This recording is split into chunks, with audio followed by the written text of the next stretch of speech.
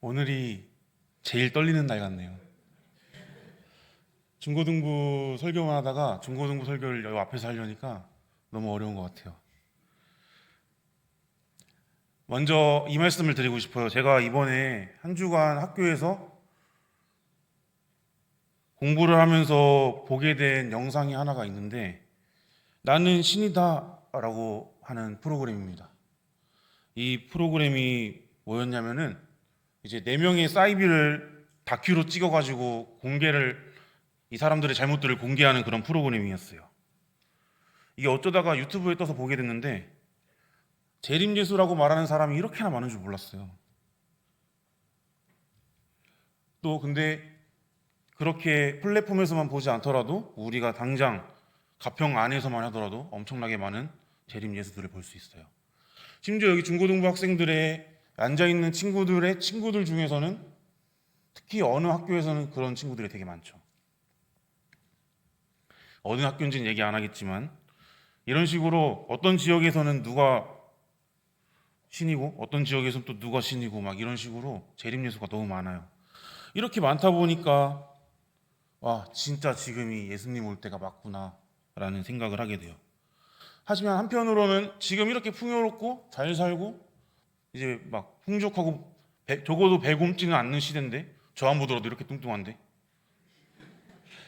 이런데 과연 이때 마지막인가 막 이런 생각을 하게 돼요. 하지만 성경에서 말하기에 우리는 이때가 마지막이라는 것을 인지하고 살아갑니다. 그래서 오늘 본문을 하나님께서 저에게 이렇게 주셨는데, 이걸 말씀드리기 전에 예전에 안수 집사님과 권사님의 헌신 예배에서 또 그 중고등부에서 했던 얘기들을, 그 말씀들을 잠깐 하려고 합니다. 먼저 안수 집사님, 권사님 헌신 예배 때 제가 교회 안에서 직분자들, 더 나아가서는 성도님들까지 교회의 화합을 하기 위해서 분쟁하지 말고 화합하라고 얘기했습니다. 그리고 중고등부에서는 먼저 연합이란 얘기를 통해서 예수 그리스도와 우리 사람의 연합을 얘기했고, 그 다음에 친구 초청 예배에서는 학계 2장 7절을 통하여서 포로기 때 성전을 짓는 도중에 학계 선지자를 통하여서 하나님께서 말씀하신 말씀, 바로 모든 나라의 보배가 이른다 라는 주제로 설교를 했습니다. 이 내용들을 잠깐 간단하게 복기하면은, 우리는 예수님께서 우리를 위해 대신 죽으셔서 우리의 죄를 가져가셨고 우린 사해졌고, 또 예수님께서 부활하심으로 우리도 같이 그렇게 부활하여서 하나님과 같이 산다는 걸 알고 있어요. 하지만 예수님이 오시기 전 시대는 그냥 메시아가 오실 거다라는 이야기로 계속 넘어가기 때문에 어떤 내용인지 잘 모를 거예요. 그래서 하나님께서는 이 사람들을 위해서 성전을 지으시고 성막을 지으시고 성전을 지어서 거기서 제사를 드림으로, 죄의 삭은 사망이야, 너희 죄 지었으면 죽어야 되는데 대신 당장은 동물들로 너희 죄를 없애줄게, 이런 방법을 보여주셨어요. 그리고 아수르와 바벨론의 포로가 된 이스라엘 사람들이 이제 아수르와 바벨론으로 인해 나라가 망가졌어요. 그렇게 성전도 부서지고, 이제 나중에 다시 페르시아 때 고레스 칙령으로 돌아오게 되죠. 그때 학계 선지자가 아까도 얘기했던 모든 나라의 보배가 이르리니 라는 말로 성전을 쌓는 것을 독려했어요.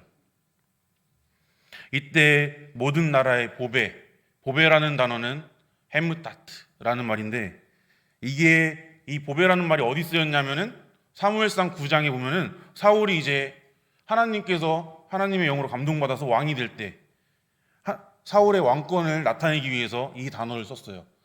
그러니까 이스라엘의 사모, 이스라엘이 부러워하는 것, 이스라엘이 원하는 것.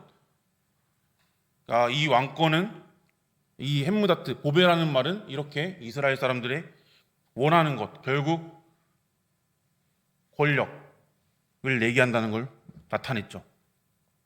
그렇게 이 보배는, 모든 나라의 보배가 이른다는 것은 너희가 성전을 잘 쌓으면은 내가 그 성전의 영광을 채워주고 모든 나라에서 보배를 가져올게 라는 말이 되지만, 반대로 얘기하면 너희가 성전을 쌓고 예배를 잘 드리면 이 온 땅의 통치자가 올 거야 라는 말이 돼요. 완국을 다스리는 절대 권력자가 나온다는 얘기를 했습니다. 또 교회에서는 이제 직분자들이 뽑힌 이유는 화합을 위해서라고 얘기했었고, 그렇게 예수님을 머리로 둔 그리스도의 몸으로서 우리는 다 같이 연합하여서 그 목사님께서 성령님이 목사님을 통하여서 하시는 말씀 따라 우리가 잘 연합하여 하나님 나라를 확장하는 사업을 하고 있죠. 이렇게 하나님 나라를 확장하는 사업을 하다 보면은 우리는 가끔씩 고민이 될 때도 있고 또 궁금한 게 생길 거예요. 저 같은 경우는 그게 제일 궁금했어요. 과연 마지막 때가 언제일까? 또 그때 내 이름이 생명책에 기록되어 있을까? 내 이름이 과연 생명책에 기록되어 있을까? 세상에 종말이 왔을 때 내가 정말 심판받으면 살 수 있을까?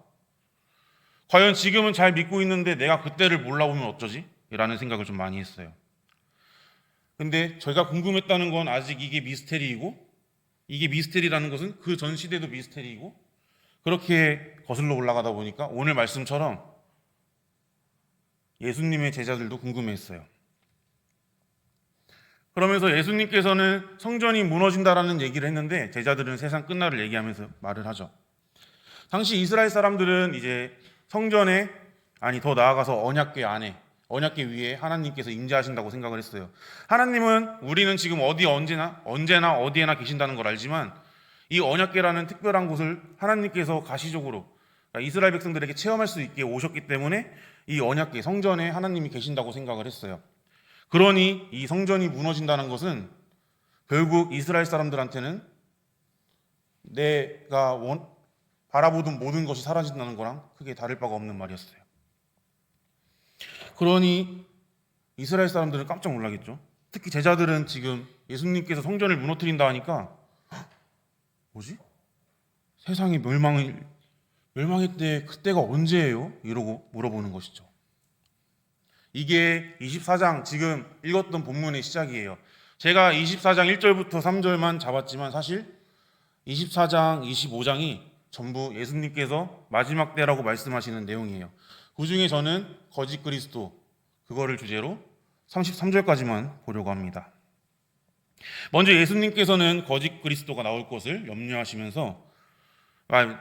말씀하시면서 우리에게 난리와 소문을 듣겠으나 두려워하지 말고 이런 일이 꼭 있어야 한다고 말씀하십니다.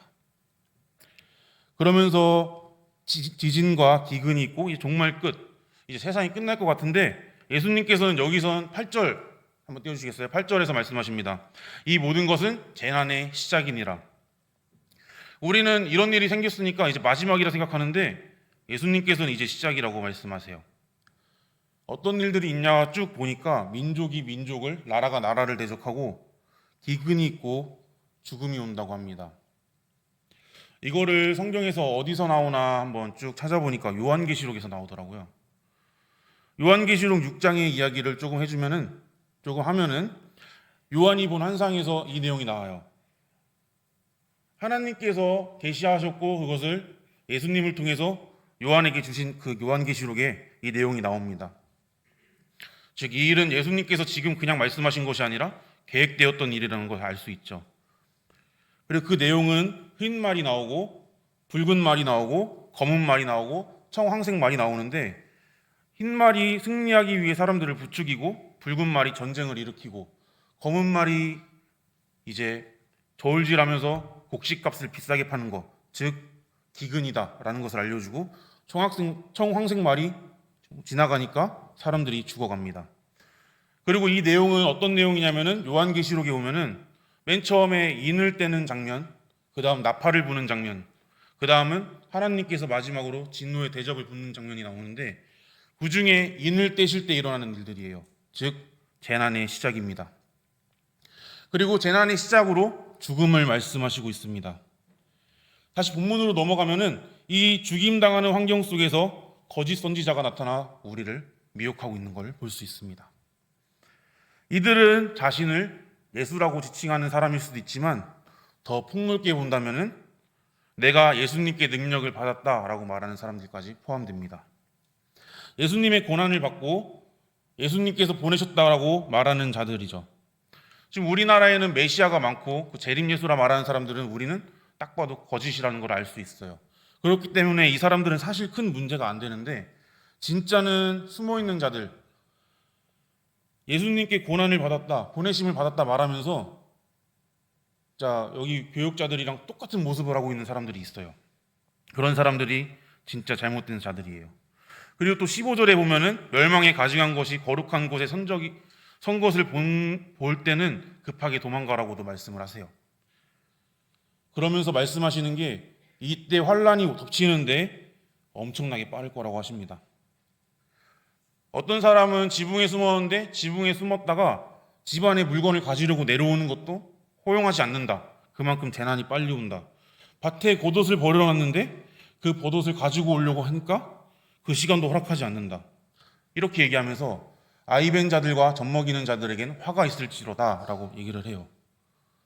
즉 이 재난은 급하게 도망칠 수도 없게, 젊은 사람들, 좀 건강한 사람들은 뛰어서 도망치겠지만 아이벤 사람들, 또 아이가 있는 자들은 뛰지도 못할 거예요. 그런 사람들은 급격하게 찾아오는 재난에 그대로 휩쓸리게 됩니다. 즉 이 환란은 급하게 오고 매정하고 노약자라고 봐주지 않는다고 얘기하고 있어요. 심지어 또 예수님께서 이 도망치는 날에는 겨울이 아니기를, 안식일이 아니기를 기도하라고 하실 정도로 우리가 도망치게 될 때 정말 힘들 거라는 것을 말씀하시고 있어요.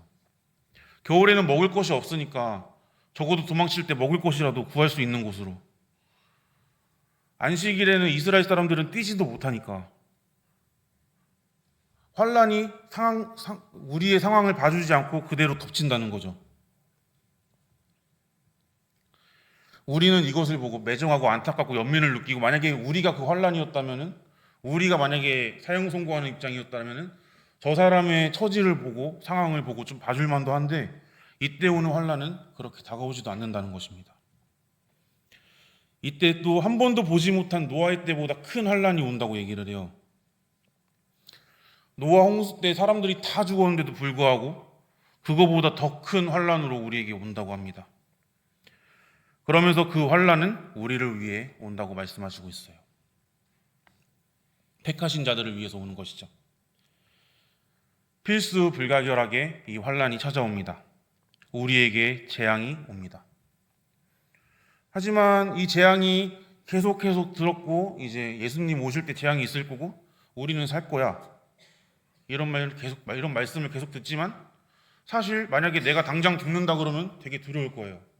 무서울 거예요. 당장 저만 하더라도 머리 위에 누가 총 이렇게 겨누면은 살려달라고 빌겠죠.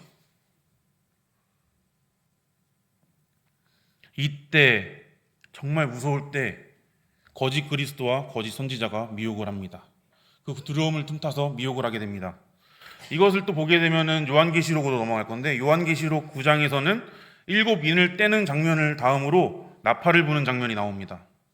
이 인해 재앙이 끝나고 나팔 부는 장면이 나오는데, 나팔 재앙 끝부분에 계시록 9장 20절부터 21절 이 장면에 보면은 이 재앙에 죽지 않고 남은 자들은 손으로 행한 일을 회개하지 않고 오히려 여러 귀신들과 또는 보거나 듣거나 다니거나 하지 못하는 그런 금, 은, 동과 목석의 우상에 절하고 또 그 살인과 복술과 음행과 도둑질을 회개하지 아니하더라. 이렇게 하나님의 심판을 받고 사람들이 죽어나가는 걸 보면은 정말 잘못했구나 하고 회개해야 되는데, 이 사람들은 회개하는 것이 아니라 오히려 내가 했던 짓들을 회개하지 않고 귀신들을 찾고 또 움직이지도 못하는 무생물들에게, 우상에게 절하고 나쁜 짓들을 서슴없이 행하는 것을 볼 수 있습니다. 회개하지 않습니다. 이런 상황이 지속되면서 12장에서 13장 가면은 용과 짐승들이 나오는데, 이때 이 환란을 겪은 자들이 이 용과 짐승들을 보면은 그냥 모양으로 보면 무섭겠지만 이 짐승에게 특별한 능력이 하나 있더라고요. 그 능력을 보고 이 사람들이 경배하기 시작합니다. 요한계시록 13장 3절을 보여주세요. 그의 머리 하나가 상하여 죽게 된 것 같더니 그 죽게 되었던 상처가 나음에 온 땅이 놀랍게 여겨 짐승을 따르고.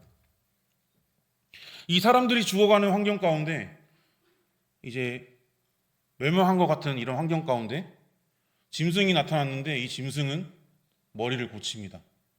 죽어가던 자기의 머리를 고칩니다. 치유 능력이 있는 것처럼 보여요. 실제로 이거 이후에 몇 사람들을 고치는 능력까지 발휘해요.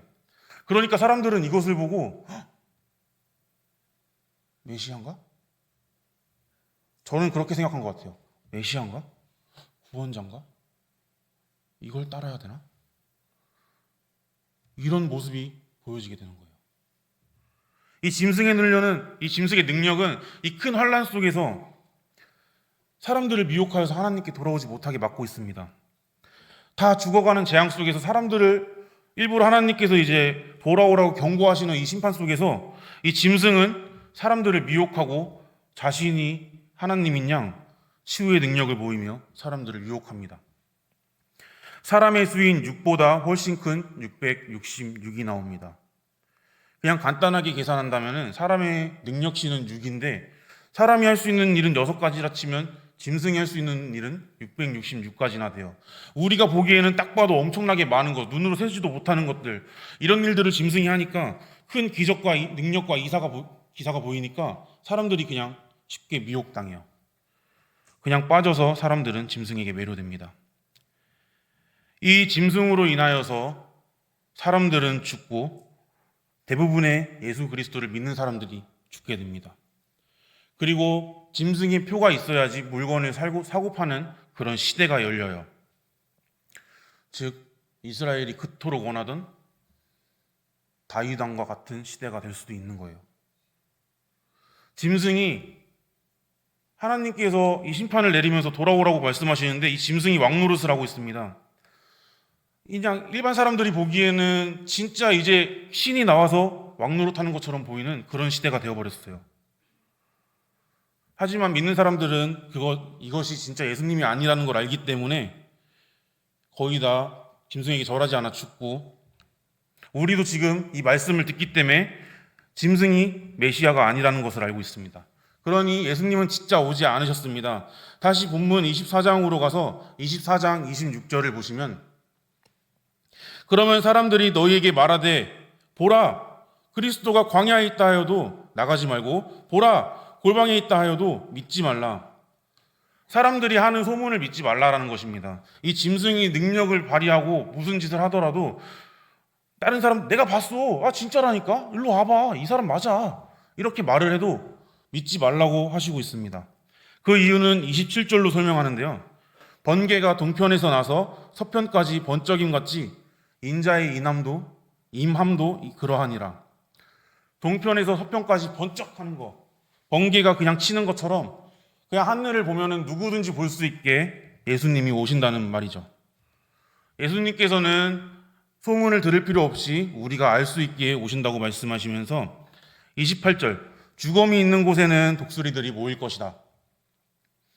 그냥 환란 때에 시체 위에 독수리들이 그 살을 먹기 위해 오는 것처럼 환란 때에 거짓 선지자들이 나타나서 자기 이득을 챙기려고 당연히 나오는 거야. 이렇게 말씀을 하세요. 그러니까 이 일은 당연하게 일어나는 거고 재난의 시작이니까 당연한 거야. 그러니까 미혹당하지 말고 있어. 이렇게 알려주시고 계십니다. 그리고 다시 아까 12장 13장 계시록 12장 13장을 보셨는데 이번에는 좀 넘어가서 계시록 16장을 보면은 그리스도인들이 대부분 이제 죽고 흩어지고 숨어 사는 그런 시대에 마음 편하게 짐승들이 편하게 살고 있는 시대가 돼요. 짐승의 표를 받은 사람들이 사는 시대가 돼요. 이때 드디어 마지막 재앙, 하나님의 진노의 대접이 쏟아지게 됩니다. 땅에도 바다에도 강이나 우리가 마시는 수원지에도 해에도 또 짐승이 앉아있던 왕자에도 또 진짜 큰 강 유브라데 강에도 쏟아집니다. 하나님의 진노의 대접이 엄청나게 많은 곳에 쏟아지는데 이때도 사람들은 회개하지 않습니다. 제가 이것을 16절을 설명하는 이유는 24장 30절에 있습니다. 마태복음 24장 30절 띄워주세요. 그때 인자의 징조가 하늘에 보이겠고 그때 땅의 모든 족속들이 통곡하며 그들이 인자가 구름을 타고 능력과 큰 영광으로 오는 것을 보리라. 아까 제가 방금 전에 말씀드렸던 게 하나님의 진노의 대접이 땅에, 바다에, 수원지에, 해외, 짐승의 왕자에, 또 유브라데 강에 여러 군데에 쏟아지는데 사람들은 회개하지 않는다 했어요. 그리고 하나님께서, 지금 예수님께서 24장 30절에서 땅의 모든 족속들이 통곡한다고 말씀하시고 있습니다. 이 말씀을 왜 하냐면은 예수님이 초림으로 우리에게 처음 오셨을 때에는 마리아에게 잉태되어서 오셨을 때, 그때 예수님은 구원자의 모습이셨습니다. 우리의 죄를 구원하시기 위해 오신 분이셨어요. 하지만 지금 예수님께서 다시 오시겠다고 하시는 24장에서는 심판자로 오십니다. 만왕의 왕, 만주의 주, 모든 나라의 보배로 오십니다. 즉 이때는 더 이상의 구원이 없습니다. 심판으로 오셨기 때문에 땅의 모든 족속들이 통곡하기 시작하는 것입니다. 이때 이 16장의 내용을 더 살펴보면은 이 내용은 용이 하나님을 대적하는 내용이에요. 이제 이 용이 하나님과 싸우려고 사람들을 모을 때입니다. 16장부터 16절까지, 16장 시작부터 16절까지 용이 사람들을 모아요. 용과 짐승들의 입에서 개구리 같은 영이 나와서 온 세상의 왕들을 히브리어로 아마겟돈이라는 곳에 모여요. 하르 무기또. 하르는 언덕이고 무기또는 성경 지명에도 있지만 원래의 뜻은 주둔지라는 뜻을 갖고 있기 때문에 그 지역이 어딘지는 정확히 모르겠지만 그 아마겟돈이라는 지역으로 모입니다. 그리고 거기서 하는 것은 하나님을 대적하기 위하여서 전쟁 준비를 하는 것이죠. 이렇게 16장 16절까지의 내용이 이런 내용인데 뜬금없이 15절에 껴있는 게 있어요. 15절 한번 띄워주시겠어요? 보라, 내가 도둑같이 오리니. 예수님이 오실 때가 정확하게 언제인지는 모르지만 전쟁 준비할 쯤이라는 것을 오늘 본문에서 알려주고 있어요. 예수님이 오실 때는 마지막 전쟁이 일어날 때쯤입니다. 다시 말하자면 하나님께서 작정하신 구원 계획의 끝일 때 예수님께서 오신답니다. 예수님께서 내려오시면 구원의 문이 닫힐 때입니다. 확실하게 심판자로 오시고 그렇게 구원의 문을 닫으십니다. 저는 맨 처음에 마태복음 24장을 가지고 맨 처음 본문을 읽어갈 때 예수님을 봤을 때 이 심판자의 이미지가 너무 강해서 저는 예수님이 사람들을 괘씸해서 혼내러 오시는 줄 알았어요. 너네 나 잘 안 믿었지? 너네 이제 지옥 가야 돼. 막 이러면서 이렇게 오시는 줄 알았어요. 아니 마지막에 심판자로 오시니까 당연히 이런 생각을 했고, 심지어 저도 이제 막 행사 같은 프로그램을 기획하면은 여러 중고등부 학생들한테 이때 이런 행사가 있어 이러고 상품이나 이런 것들을 원래 잘 안 알려주려고 해요. 왜냐면은 나온 친구들에게는 좋은 상품을 주고 싶고 안 나온 친구들은 약간 괘씸하다는 생각을 갖고 있고, 물론 제가 그랬던 사람이었긴 하지만 이런 생각을 갖고 있습니다. 하지만 선생님들은 달랐어요. 아이들에게 상품과 기간과 정확하게 알려줘야 된다. 왜냐하면 선생님들은 아이들을 사랑하셔서 한 명이라도 더 나오는 것을 원하셨거든요. 그렇게 정보를 알려주고 한 명이라도 더 나와야지, 그렇게 해서 참여시켜야지 이렇게 말씀하십니다. 저는 공의를 얘기했지만 선생님들은 사랑을 얘기하셨어요. 저는 예수님께서 이 공의만 가지고 말씀하시는 줄 알았는데 이 24장을 공부하면서 깨달은 것은 사랑이었어요. 예수님께서 이 재림의 때를 알려주시는 이유는 한 명이라도 더 구원하시려는 것임을 제가 그동안엔 몰랐는데 공부하면서 깨닫게 돼버렸어요. 예수님께서 더 말씀을 이어가십니다. 32절에서 무화과 나무 비유를 배우라고 하시면서 나뭇가지에서는 이제 잎사귀가 열리고 가지가 연해지면은 그때는 여름이, 무화과 나무의 나뭇가지에 가지가 열리고 잎사귀가 열리고 가지가 연해지면은 여름이 가까울 거야 라고 알려주십니다. 확실하게 이 마지막 때는 하나님만 아십니다. 정확한 날짜는 하나님만 아시고 예수님도 모른다고 하셨습니다.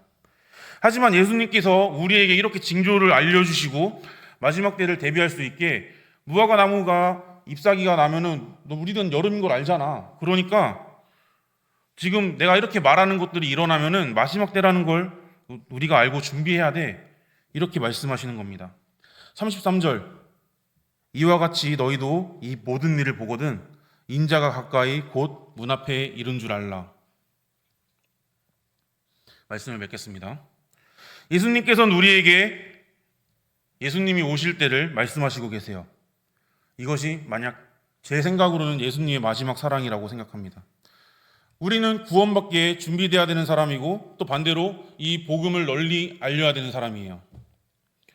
그렇게 많은 사람들이 이 복음을 듣고 예수님을 믿어서 심판에서 이롭다고 칭함받을 수 있는 사람들로 우리가 그런 기회를 줘야 됩니다. 또 반대로 예수님께서 우리에게 잘 알려주심으로 구원에서 떨어지지 않기 위해, 구원에서 멀어지지 않기 위해 우리가 구원에 붙어 있을 수 있게 우리에게 알려주시고 있습니다. 지금 우리가 있는 이 시점이 마지막 때가 아닐 수도 있고 마지막 때일 수도 있습니다.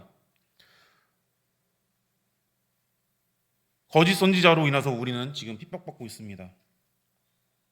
이럴 때 교회는 더욱 연합하여서 사랑을 보여줘야 되고 또 이 사랑이 식어가는 시기에 세상을 향하여서 예수님의 사랑을 전달해야 됩니다.